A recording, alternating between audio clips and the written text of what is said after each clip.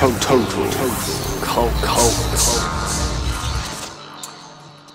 afternoon, or indeed, good time of whenever you're listening. Have a good time whenever you're listening to this, possibly by listening to this, or by whatever means you... We would hope they're having a good time listening to this. I'd hope so. What, because they'd be doing something else while they were listening to this that might be enjoyable? Yes, yeah. Absolutely. This is Total Cults. I'm one, and so's my colleague. Yes. I'm James Trick. I'm Dr. Gogol.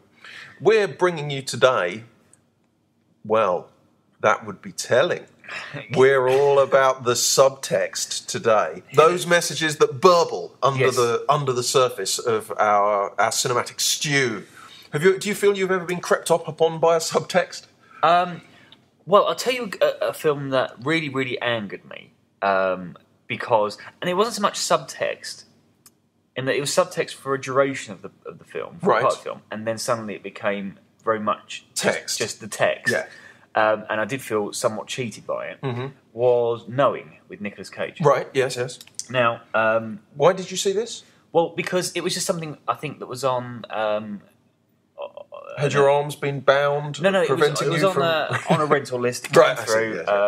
My wife. Did you put it on the rental list? There's a passive tense thing going on here that cuts Mrs. out your involvement. Likes disaster films, right? I see. But also is kind of scared by them as well, right? And from all the trailers that she'd seen, it pitched it as kind of that with a supernatural kind of twist thing to it. And that seemed to be the case for the majority of the film, right? And I didn't hate it. I like Alex Proyas. I think he's an interesting director, and Nicolas Cage is always fun to watch. Yes, he is, especially when punching women and dressed in a bear suit. Yes, yeah. And then that was a reference, by the way, to the Wicker Man remake. Yeah. And also I realised from the tense of how I said that, it was possible that it sounded like I like to watch Nicolas Cage films while I am punching women and dressed in bear suit.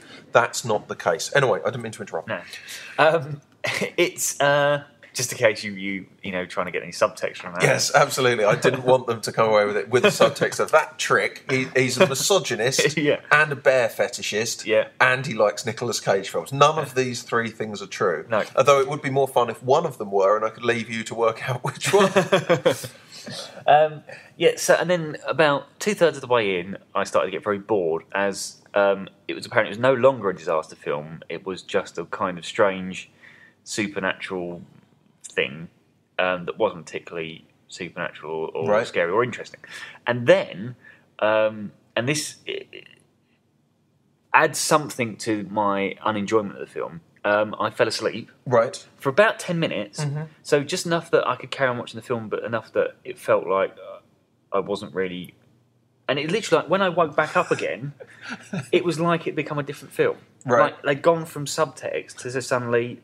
No. Maybe I'd missed the announcement where Nicolas Cage turns to the screen and says, "Okay, folks, we're just ditching any kind of subtlety and we're going for it now." I don't like to hypothesise. Yeah. But isn't it possible that you fell asleep and actually genuinely woke up watching a different film? Well, it could be. I mean, if it might have been another Nicolas Cage film. Knowing as well that because it was a Nicolas Cage film, nobody else would be able to clarify whether or not, because no one else had made the mistake of sitting down and watching it. No, so there is still that possibility. There is an ambiguity to this, isn't there? Anyway, what happened? Well, basically... Are you going to spoil Knowing for people? Okay, yes. So if anybody's planning on watching Knowing, stop listening to our podcast and go and get a life. Anyway. Basically, his son can read these kind of messages that read a code that predict disasters. Right. Basically, it turns out, I think, if I can remember rightly, it's just a great big metaphor for Christianity, in a sense that spaceships come down, these alien people have been delivering these messages, and those people that can read them are therefore somewhat blessed or gifted and worthy of surviving. Right. So then these great big angelic-looking spaceships come down, take male and female children off. Right. The ones that can read, of which Nicolas Cage's son is one of them, and then deposit them on a nice kind of Eden-like planet to start a new site from scratch.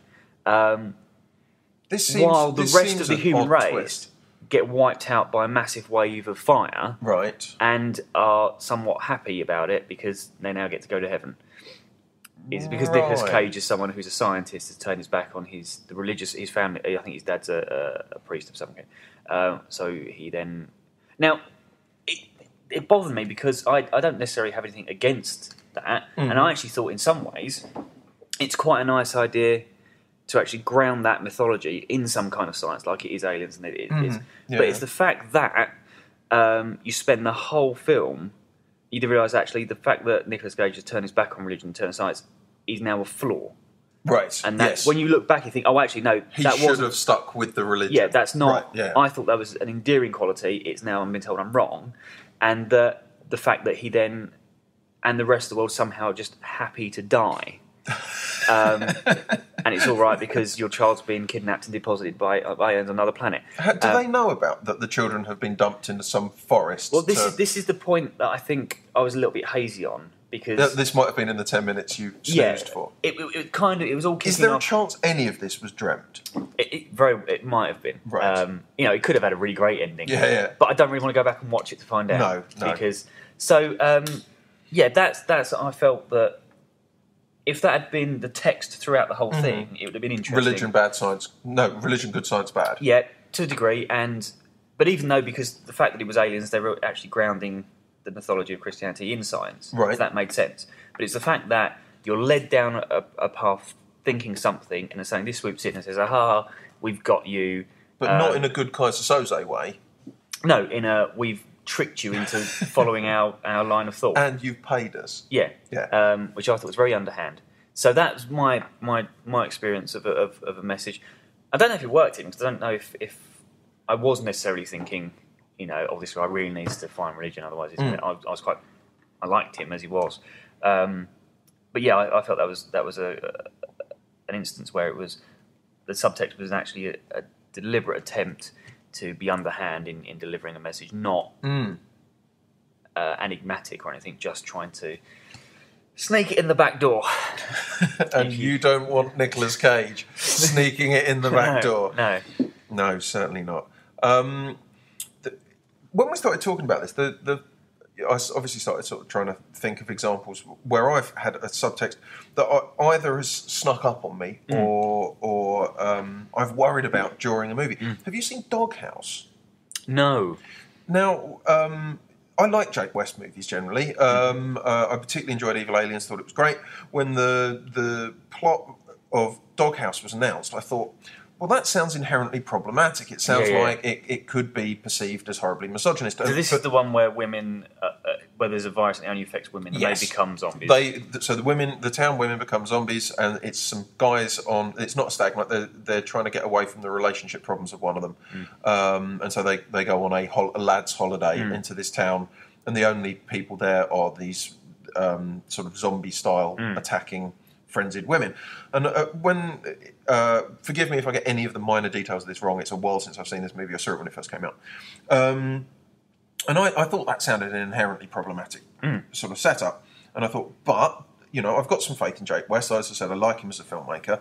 And I thought maybe it'll dodge the bullet of coming across like this is a sort of misogynist fantasy of misogynist tract. And the things that, for the majority of the movie, I actually thought it quite did. It comes across quite good-naturedly. Most of the stuff is so ludicrous that it doesn't come across in any way. And I was sitting watching it thinking, actually, no. Although there's obviously a little bit of dangerous area with that premise, I actually think it's dealt with it reasonably well. I found it quite entertaining. It's no masterpiece, but found it quite entertaining. Didn't find it problematic.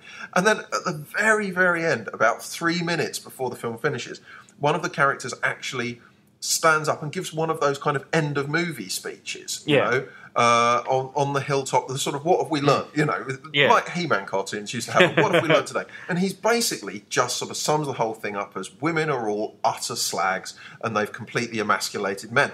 And that's effectively the message that that is then spoken. And I thought, right, so I've been watching this film thinking actually it's quite deftly stepped around a lot of the dodgier areas of this subtext, of the potential subtext of this movie, and then it just has someone basically state it at the end, and with the clear intent that the audience are there going, yeah, you know.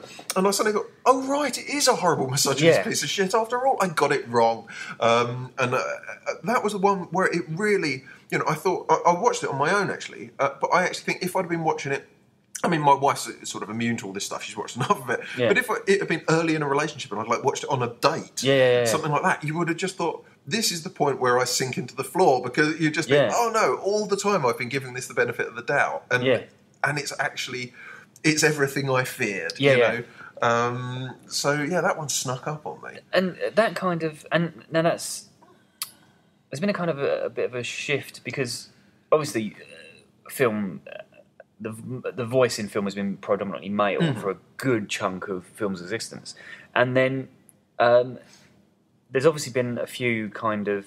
And it's strange that, and kind of unsettling, that during kind of possibly towards the end of the 70s, 80s, 90s, there were a few female empowerment films. You know, and then we've got this kind of Sex and the City, rom-com kind of thing, where it's actually... the exact opposite, where men are all awful people, and there seems to be this kind of, and I'm just noticing, I mean, with that, and then with Lesbian Vampire Killers, this kind of another shift where they're kind of basically whatever Front or Nuts is, but as a film, where it's shifting back, but it is shifting back not only to the old stereotypes where women are either just, well, they're not kind of Nora Batty style people, but they are just sexy but clingy, and it seems like a really old, and it feels like there's no movement. It's just men are rubbish, women are rubbish, men are rubbish, women are rubbish. And that's about it, really. I mean, something I pointed out, talked about not on the podcast, but there have been plenty of discussions with a number of people about Sin City and how some people have issues with it. Right. Which camp do you fall in? I have no issue with it, because I think there's so many levels of irony between the subject matter and the viewer that at no point you ask to take any of it seriously. And the fact that, you know, at one minute he's driving a Porsche, then one minute he's driving a car from the 50s, he's got Robocop's gun and stuff. It's just a patchwork of stuff. There's actually, I think, a reflection on what we find entertaining anyway, because there's nothing in there. There's actually not a single original element in that film. It's all stuff that we enjoy in other films just put together, and you suddenly realise, oh God, But we've never seen it remixed in that way before. So but one of the things that a lot of people point out is that there are no strong or no positive female characters in there. And my argument is there's no positive no positive male characters in it, bar Bruce Willis, who still manages to fail. Yes. But at least his heart's in the right place. But all the men are kind of perverts or monsters or both. And I think it's Bond would have fitted in. Exactly. He'd have been in there. I'm a monster. Yeah.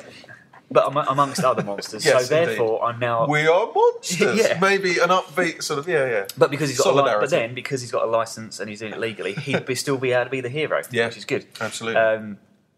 I think it's often forgotten that the idea of man as a kind of, that was perpetuated in the 80s action film as a kind of physical, predatory, yet someone who doesn't eat well because they just go back, like in Cobra, he eats cold pizza from a box.